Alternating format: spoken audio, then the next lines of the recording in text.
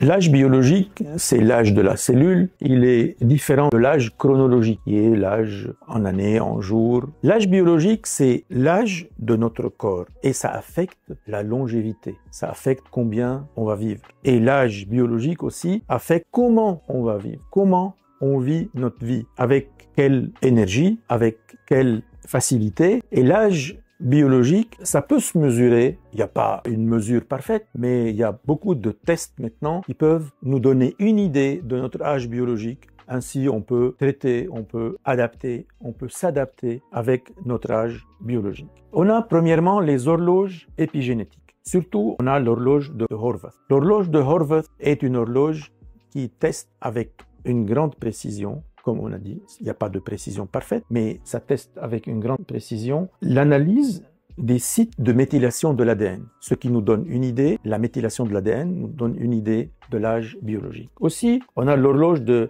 Grim-Age qui va au-delà de Horvath. Aussi, on a l'horloge de Phéno-Age. Une deuxième technique consiste à mesurer la longueur des télomères. La longueur des télomères nous donne une idée aussi de l'âge biologique de la personne. Un raccourcissement, par exemple.